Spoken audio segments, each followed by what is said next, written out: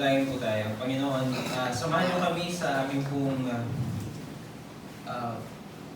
pag-aaral ng salita. Patapos na po kami dito sa huling chapter, Panginoon, itong pinag-aaralan po namin. And we want to ask your wisdom and supply niyo sa amin yung understanding, Panginoon. Para po, hindi lang ito naririnig po namin, Panginoon. Pagkos ay naiintindihan po namin at nai-apply po namin sa buhay namin yung mensahe po nito particular na aklat na ito ng First John. We ask, Lord, that your Spirit be upon us, Lord, and speak to us and speak through your servant in Christ's name. Amen. Kumusta po? So yung previous po nating pag-aaral ay patungkol po ito doon sa description about the overcomers. Ano po? Tatlong salita po yung nakapaloob doon. Yung love ay yung faith, love, and obedience. So, ang pag-aaral ng Biblia ay hindi lamang po ito for the sake na ma-inform tayo ng mga arali, ng mga kaganapan sa buhay sa panahon po ng unang panahon at maging sa New Testament times at sa mga panahon natin ay malaman natin ano po. Katulad ng binanggit ni Pastor Bruce, it's about listening and obeying. Listen and obey. So mahalaga po na makita natin yung salita, hindi lamang lumalalim yung ating kaalaman, kundi lumalalim yung pag-ibig natin kay Kristo. At the same time, lumalalim din yung pag-ibig natin sa kapwa. Ano po? Maintindihan natin kung ano ang kahulugan noon. Sa pagiging overcomer, ay malalaman po natin, sila po yung mga tao na they really believe, no, in the Lord Jesus Christ as their Lord, personal Lord and Savior. Ano. And today, we will be discussing the Apostles' John na presentation about God's testimony about His Son. So yun po yung nakabalo po dito sa verse 6 to verse 12. Yung personal testimony ng ating Panginoong Diyos, ng Ama, patungkol po sa Kanyang anak na si Jesucristo. Yung salitang Christ o Christos, o Cristo is chosen one. He is the chosen one. He is the Messiah.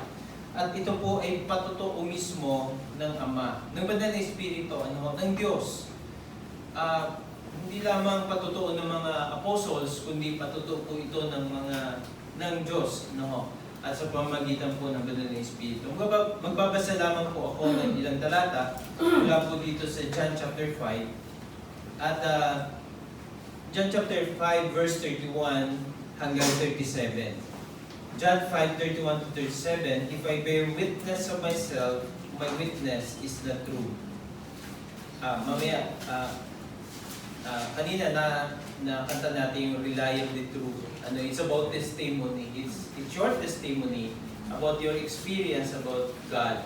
Di po ba? Kung dinadaman nyo kung inaawit nyo yun na iniintindi, yung pag-awit, at dinadama yung kahulugan noon, makikita mo that you are, when you sing that song, rely on the truth, you are testifying about God, about your experience about God.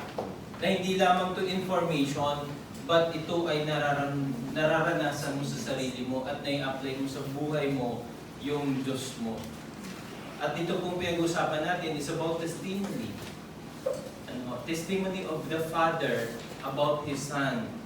And right now, dito po sa John chapter 5, verse 31, ang sasabi po dito ng Panginoong Jesus, if I bear witness of myself, my witness is not true. Kung nagpapatotoo ako sa sarili ko, therefore, baka hindi totoo kasi self-serving. Self-service. Self-serving. There's another who bears witness of me, and I know that the witness which he witnesses of me is true. You have sent to John, and he has borne witness to the truth. Yet I do not receive testimony from man, but I say these things that you may be saved. He was the burning and shining lamp, and you were willing for a time to rejoice in his light, but I have a greater witness than John's, for the works which the Father has given me to finish, the very works that I do bear witness of me that the Father has sent me. Ang ganda nung sinabi nito ng ating Panginoon. And the Father Himself who sent me has testified of me. You have neither heard His voice at any time nor seen His form. Ano sabi ng Panginoon? Kung ano yung nakikita nyo sa akin, ay nakikita nyo ang Ama sa akin. It reflects the Father through the Son. Wala yung pinagkaiba po sa atin eh. Nagre-reflect ba sa atin yung Yesu Cristo? No. Reliably true. Sinasabi natin that Jesus is true. Our Lord Jesus is true. Totoo siya. Nabuhay siya. May relasyon siya sa akin. Pero ang tanong, nagre-reflect ba si Kristo sa ating mga buhay?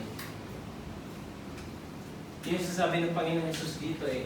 Yung ginagawa ko ay magre-reflect dito, nagre-reflect dito yung Ama, yung ginagawa ng Ama sa ginagawa ko. Hindi pa pwede na magre-reflect, sinasabi mong, follower ako ni Christ, pero hindi nagre-reflect yung bunga ng Panginoon Jesucristo sa buhay ng mga disipulo niya. Naalala ko si Mahatma Gandhi. Kaya si Mahatma Gandhi. Indian, India. Alam niyo ba may napipintong giyera between India and Pakistan? Dahil 2 weeks ago, merong turistang mga Hindus na pinatay ng mga teroristang Pakistani. At dahil doon, nagkaroon muna ng parang, hindi pa naman talaga war. Wala pa yung armaments. Ano pa lang ngayon, parang nagpupormahan pa lang. Pero mukhang magkakatuluyan. So may mga actions na ginagawa para magyera sila. So, isa po doon si, matagal na po si Mahatma Gandhi. Pumasok siya sa isang Christian church, I think sa Europe. Hindi siya pinapasok. Kasi nasa loob, ang church na yun ay puro puti. Kasi ang Indian, nag-team, di ba? So, bawal ang may team. May discrimination. So, he said, I believe in your Christ. I love your Christ, but not Christianity or Christians. Ganda na sana, di ba? Papasok na sa church. Pero hindi naramdaman yung pag-ibig ng church. Yun yung sasabi ko kanina, na hindi tayo pwede mag-testify sa isip lang. That you know Christ dito. Kasi hindi lang yung puro information ang pagiging Kristiyano. Kasama doon yung patotoo mo bilang Kristiyano. Nagre-reflect ba yung love ni Christ sa buhay mo? Nagre-reflect ba yung toong Kristo sa buhay mo? Sayang. Mahatma Gandhi, very influential person. Pero nagpatuloy siya sa pagiging Hindu dahil natisod sa doon sa mga missionary, at sa mga missionary nakita niya, puro pera-pera lang. Pera-pera lang. Puro solicitation, puro, di ba? Natisod siya. Sayang. Very influential person. But, of course, baka hindi siya elect. Pero, ang tanong kasi doon, kumusta yung patotoo ng buhay natin sa mga tao? Bakit hindi tayo makapag-share ng gospel? Di ba? Ilang taon ka ng Kristiyano, bakit hindi pa rin regular yung desire natin to share the gospel to others? Anong naghihinder sa'yo para hindi i-share si Christ sa iba? Bakit? Bakit ka natatakot mag-share? Diba? Look at our church, DCF. Tayo-tayo lang ba? Diba? Nagsishare ba talaga tayo? Or kasya na tayo sa ganito?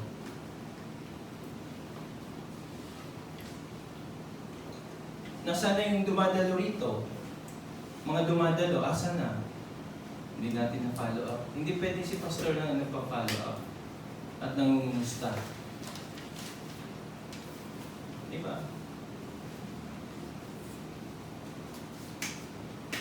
Maganda yung patotoo kasi yung patotoo nagdadala yun sa atin at nagre-reflect dun si Christ. Pero kung magagaling lang tayo, information, nag-SOD tayo, magaling tayo maghimay ng salita ng Panginoon, but without love, we are useless. Matatakot pumunta dito yung mga tao. Itong patotoo ng Panginoon, ng Ama sa Anak, ay napakahalagang bagay na may pakilala niya si Jesucristo. Kasi yan, sabi doon sa mga unang talata, these are the overcomers. No? They have faith, they have love, they obey. Pero sapat ba yun? Sapat ba yung patutuong iyon ng mga tao para maniwala yung ibang mga hindi mananampalataya sa Panginoon Jesucristo? Kung atin titingnan, sa unang chapter, chapter 1 verse 14 and down, makita natin, chapter 1 sa unang mga verses, nagpapatotoo si Apostle John tungkol sa Panginoon. Pero dito, sinasabi niya, hindi na kailangan ang patotoo naming mga apostol. Sapat ang patotoo ng Panginoong Diyos tungkol sa Kanyang anak. Of course, tayo yung mga mananampalataya, kailangan nagre-reflect sa atin yung pag-ibig ni Kristo. Na yung mga tao, wini-welcome natin sila with love. Not just for added numbers sa membership. Di ba lagi natin sinasabi, dito sa DCF, hindi tayo nagre-recruit ng miyembro. It's not about numbers. It's about Jesus Christ, no? Na maging mga worshippers sila ng ating Panginoon. Hindi tayo nagpaparami. Pero nagpapatotoo tayo, not just by words, but by action. So mahalaga po yung makita natin. Kasi yan sabi rito ni Apostle John, okay, nagpapatotoo kami, pero sapat na, no? Kahit wala yung patotoo namin, sapat na ang patotoo ng Ama sa Kanyang anak. But of course, kailangan yung mga followers din ay nakikita, kasi di-discuss din dito ni Apostle John, yung mga katangian at mapagkikilanlan ng isang mananampalataya. At paulit-ulit dito sa talatang to, love God and love others. Love the brethren. Especially, si Apostle Paul may sinasabi, love the weak believers. Ilan taon na tayong Kristiyano? Hindi pa rin ba natin maintindihan yung mga nagsisimula pa lamang na Kristiyano? Diba? May pride na ba dun sa puso natin na hindi natin ma-reach out yung mga bagong Kristiyano?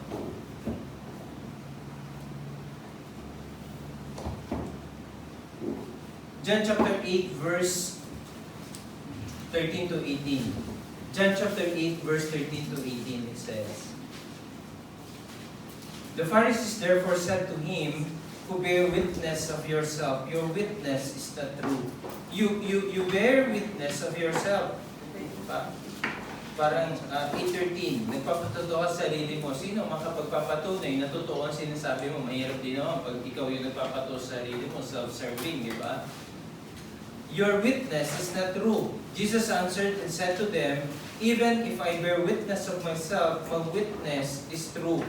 For I know where I came from and where I am going. But you do not know where I am come from and where I am going. You judge according to the flesh. I judge no one. And yet if I do judge, my judgment is true. For I am not alone, but I am with the Father who sent me. It is also written in your law that the testimony of two men is true. I am one of the who bears witness of myself, and the Father who sent me bears witness of me. Mamaya, isasabihin ko sa inyo bakit sinabi ng Panginoon sa Kristo yun na, okay, sa batas nyo, dalawa o tatlo, di ba, ang mag-bear ng witness. Alam niyo po, sa panahon po natin ngayon, na kung saan ay napakarami pong mga false teachers or nasa era po tayo, sa New Testament era, ano po, maging sa panahon po natin ngayon, ang mga katuruan, ano po, si Jesucristo, ang Panginoon Jesucristo ay tao lamang. Ang Panginoon Jesucristo ay special na propeta lamang. So kung titingnan po natin yung mga katuruan ito, very timely itong sulat na ito ni Apostle John, maging sa panahon po natin. Napakahalaga po. At yung sabi ko sa inyo kanina, the very theme of this passage is the witness or the testimony of God and the Spirit to the world with regard to the deity of Christ, yung pagiging Diyos ni Kristo. No? At God's testimony describes in two kinds, the external and the internal. Verse 6 to 9, the external, and 10 to 12, the internal. So basahin ko po balikan po natin yung passage natin sa verse 6. This is He who came by water and blood, Jesus Christ. So binanggit po dito yung blood and water and blood, which is Jesus Christ. Siya po yung, kung babalikan natin yung sa verse 5, meron pong sinabi doon who believe that Jesus is the Son of God. So ito pong patutuong ito ay patutoo to ng Ama sa kanyang anak na sinasabi dito, na siya ay Diyos. This is the one who came by water and blood, external. It's physical. Physical. Matter po siya, water and blood. It refers doon sa Son of God. Two physical things na binanggit po dito. First is water, and second is blood. Nahawakan po ba yun? Nahawakan yun. Okay. So, mamaya, malalaman niyo bakit yung tinanong kung nahawakan sila. At nangangahulugan po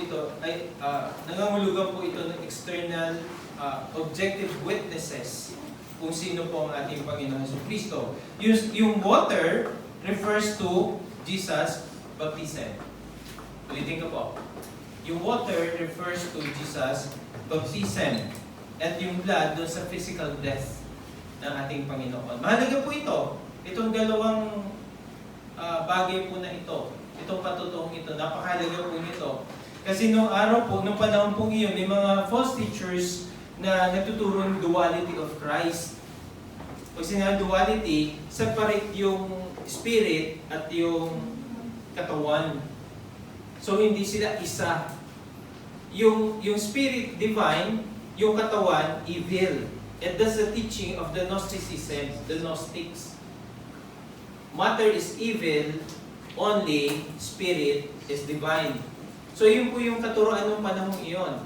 Na wala rin pong pinagkaiba, hindi man defined yung katuruan ng Gnosticism ngayon, pero sa kanilang katuruan, sa mga katuruan ngayon, pinapakilala nila si Jesucristo ay tao lamang, special na propeta lamang, hindi siya Diyos.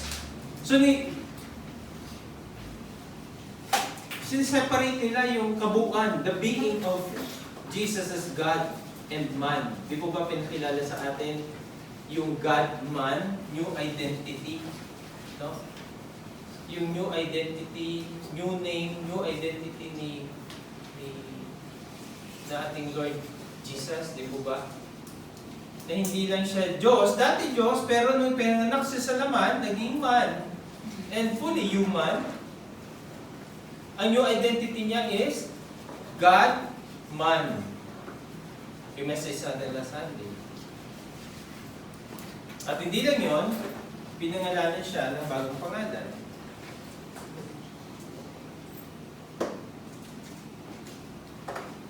Mga kapatid, sa panahon natin ngayon ay hindi man malayo doon sa panahon ni Apostle John. Ano po? Yung katuroan nila na prior to his death, kumiwalay na yung spirit, yung divine spirit. So naiwan yung katawan, namatay yung katawan kasi marami yun. So yun po yung katuroan po nila. Kaya yung sinasabi ko po kanina pa, na napakahalaga po ng physical testimony, yung water and blood. Water refers to the baptism. Mamaya babalikan natin ano bang nangyari doon sa baptism ni Jesus Christ. Natatandaan nyo ba sa Matthew chapter 3 kung anong nangyari doon? Mayroong testimony nangyari doon. Doon sa Matthew chapter 3. Ano po? Kaya mahalaga yung binanggit dito ni Apostle John yun, na yun yung testify ng Father. Kasi nung baptism ni Jesus Christ, nandun yung triune God, nandun yung Holy Spirit, nandun si Jesus Christ, ang Lord Jesus Christ, at naandoon yung ano yun? Father. Andun yung tatay. Siyempre, andun yung anak. So, andun yung tatay. Hindi po ba?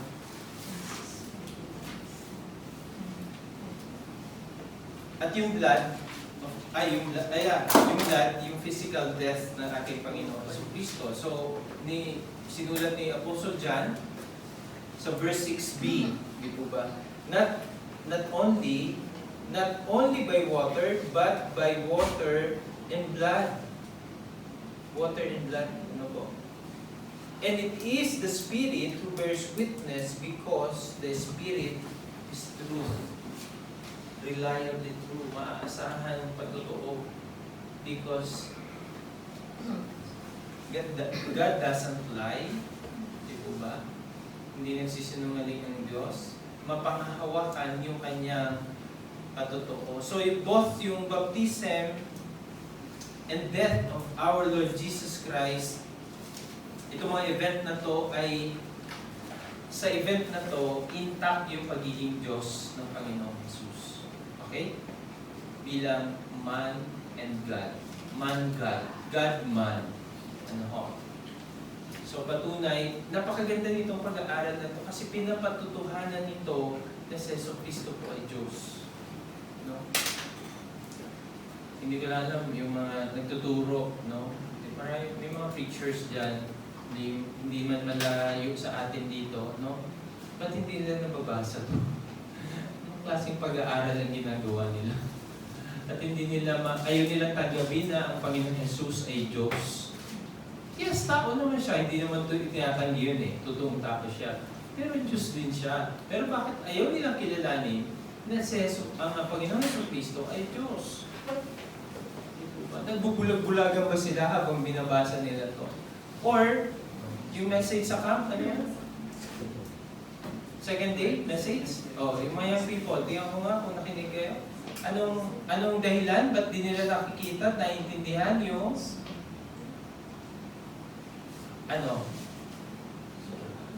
Where are you? Where were you? Where were you? Ano yung problema doon?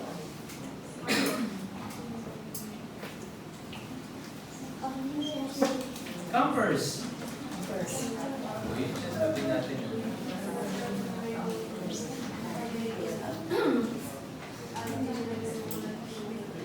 Blindness.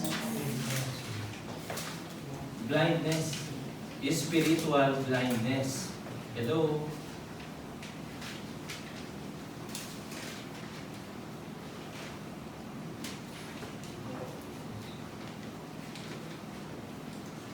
Dami na nating message.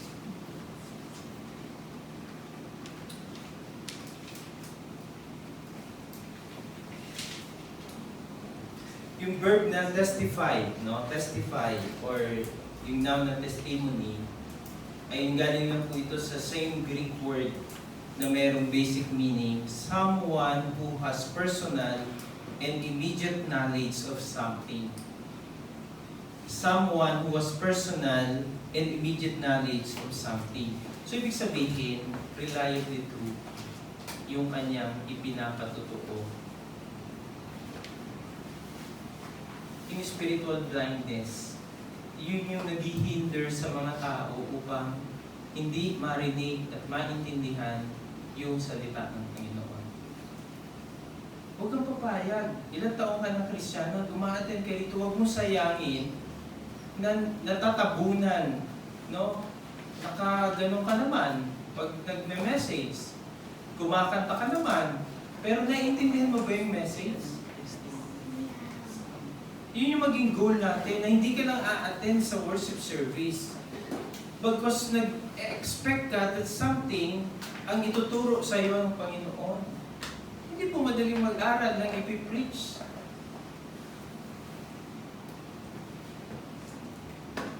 Kahit sanay nang gumawa ng mensahe, hindi ho madali. Na linggo-linggo, gumagawa ka ng message at hindi naman naintindihan. Dapat inuunawa natin yung mensahe sa atin.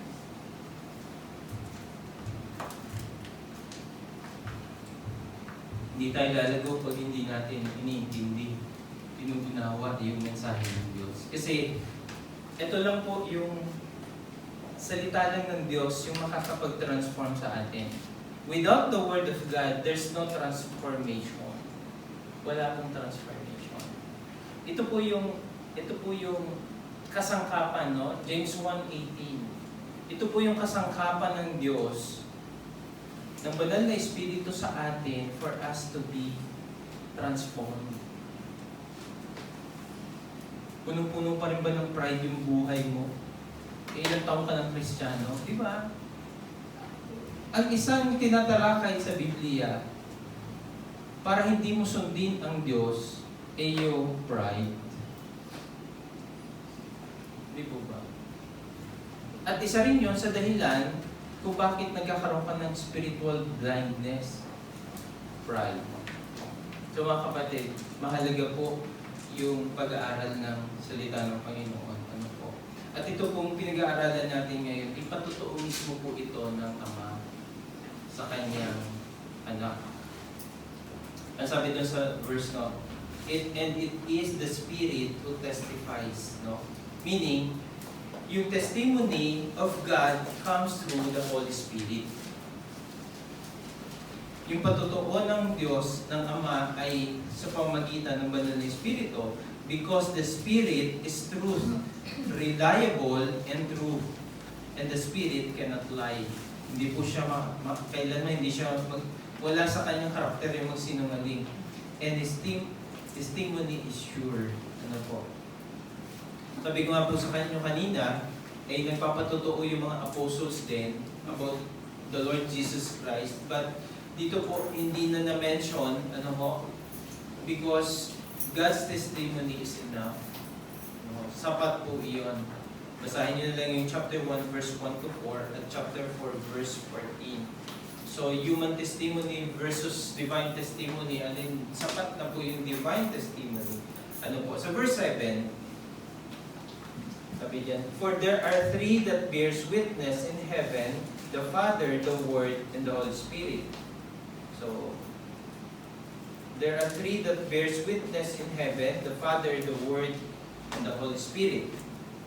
So makikita po natin dito mga kapatid na sa law of Moses, no, sa Old Testament law, para ma-establish yung truth dun sa testimony, ay nangangailangan po ng 2 o 3 witnesses. Ano? Kailangan po yan. Deuteronomy chapter 17, verse 6, chapter 19, verse 15, John chapter 8, verse 17 and 18, 1 Timothy 5:19. So, basahin niyo lang po yan. Iyan po yung naglalaman ng requirement ng law, Old Testament law, about delivering testimonies. Ano po? Kailangan may nagpapatotoo. merong nagko-corroborate dun sa testimony. At kaya binanggit, kung mapapansin nyo, talagang defined, no? For there are three.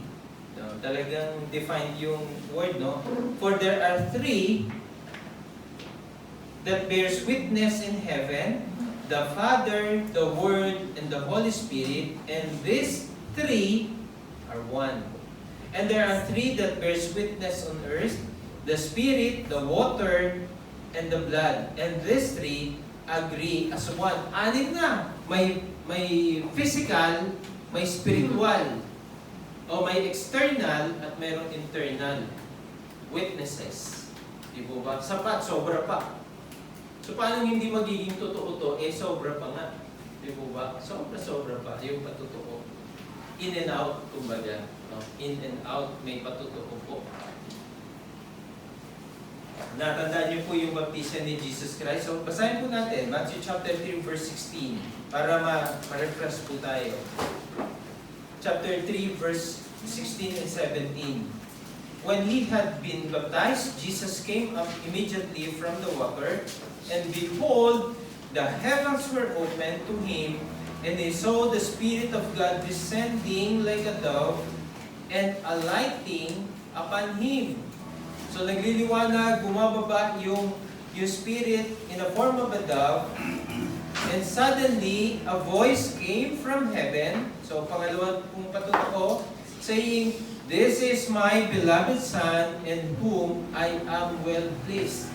So makita po natin, mayroong yung patotoo ng Ama na nagsasabi, "This is my beloved Son, in whom I am well pleased." Hindi lang po yung patotoo ng Ama, kundi yung patotoo ng Banal na Espiritu ay bumaba, descending as a dove, no?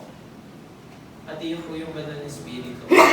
So the presence of the Triune God is in that event, doon sa baptism ni Jesus Christ. Kaya mahalaga po na binanggit yun ni Apostle John kasi nire-remind niya, nire-refresh niya ang isip, ang memory ng mga mananampalataya na yung nangyaring baptism ay nagpapatotoo kung sino ang ating Panginoong Jesucristo.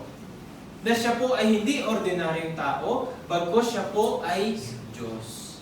At pinatututuhanan iyon ng Banal na Espiritu at ng Ama.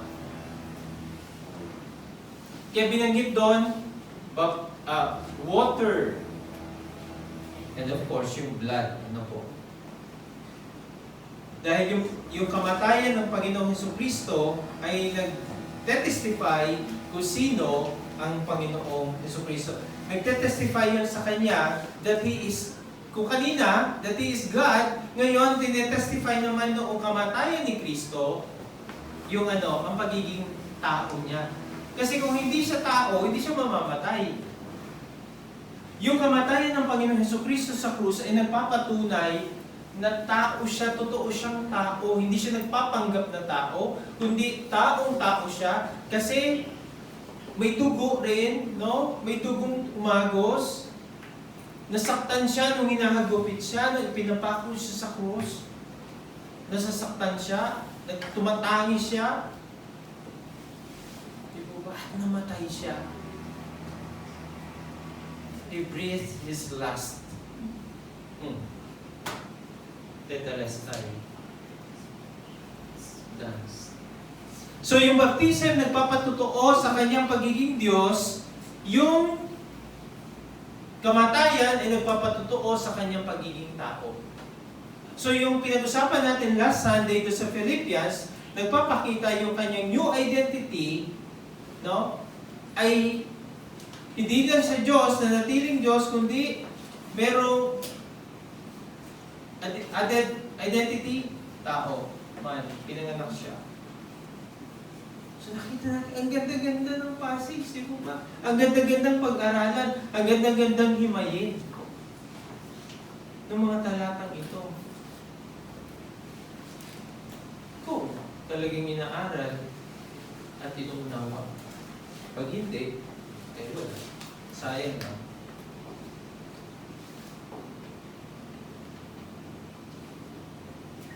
Gusto Gusto kong basahin yung Hebrews 9:14.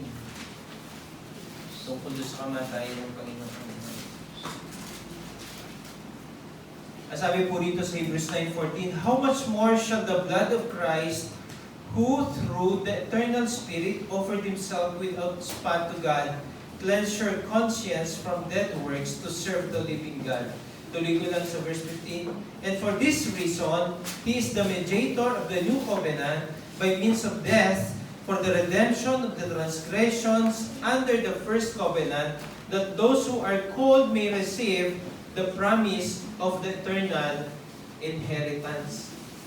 So, ang ganda-ganda nung kaganapan, yung kamatayan ng ating Panginoong Kristo.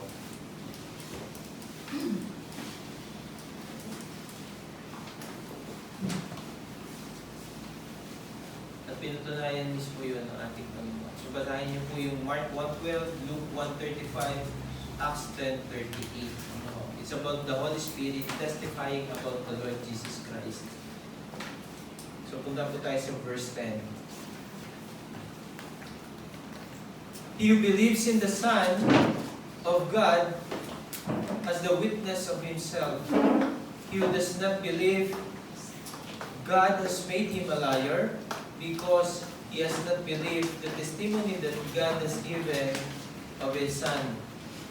Mahalaga rin po itong verse 10, nagpapakita, since God is the one who testifies about His Son, about Jesus Christ, we must accept Him. Tanggapin po dapat natin yung patutuong ito ng Ama. Bakit po?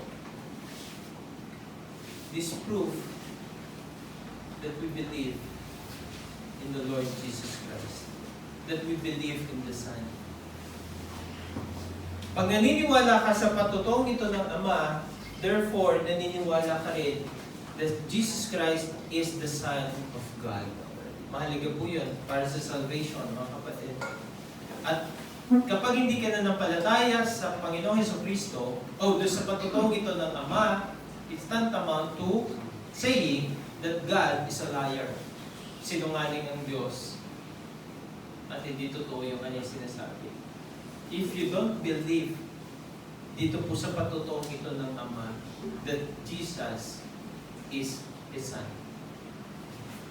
if you believe that, you are saved. If not, you are saying that God is a liar. At ang maganda po dito, yung testimony ito, kaya natin naiintindihan, nilagay ito ng Panginoong Diyos sa ating mga puso through the Spirit. Di ba, pag binalikan mo yung John chapter 3, it's about the issue of born again. Kaya ka nag-respond sa gospel because you were born again. Nauna yung pagiging born again mo. Kasi, ulitin ko lang, para sa hindi nakakaalam, yung patay, hindi nagre-respond. Kahit walang galaw yon, hindi magre-respond yon. Kasi patay nga eh. O paano siya magre-respond sa gospel kung siya ay patay? So kailangan muna magkaroon siya ng buhay. Buhayin muna siya para magkaroon siya ng buhay at makapag-respond siya kapag narinig niya yung gospel. Simple as that. Bubuhayin muna. At ito po ang katotohanan na kaya tayo naging mananampalataya ay hindi dahil sa effort natin na, I accepted Jesus Christ as my Lord and Savior, that's why I'll go to heaven when I die. Sabi natin yun, yes. So, effort mo. Kaya ka makakarating sa langit, effort mo. Dahil tinanggap mo, kung hindi mo pala pinansin ng Panginoon, wala kang kaligtasan. So, ang ibig na sabihin po, wala tayong may pagmamalaki sa Panginoon. It's 100% God. God's effort. Ganun po yung biyaya ng Panginoon.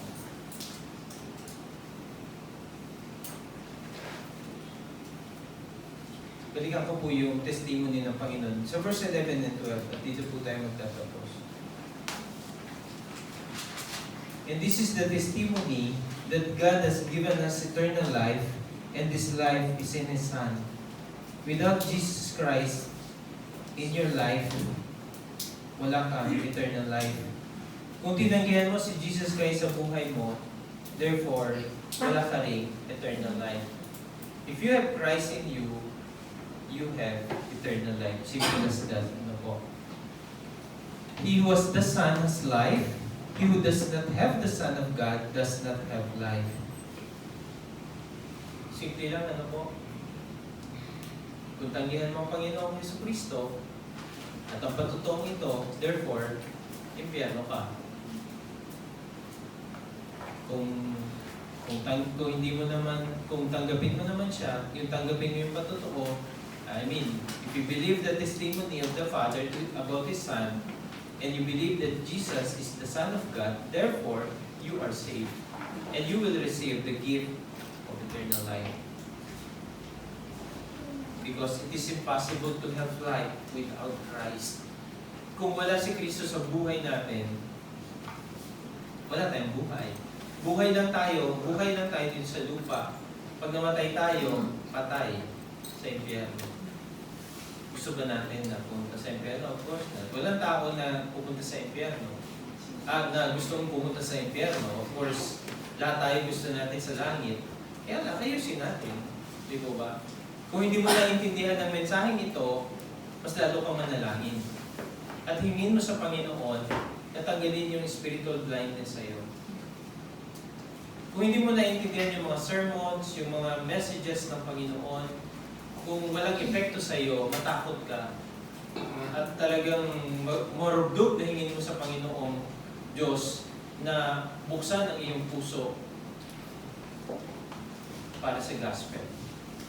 Because without the gospel, without the Lord Jesus Christ in your life, you are dead eternally.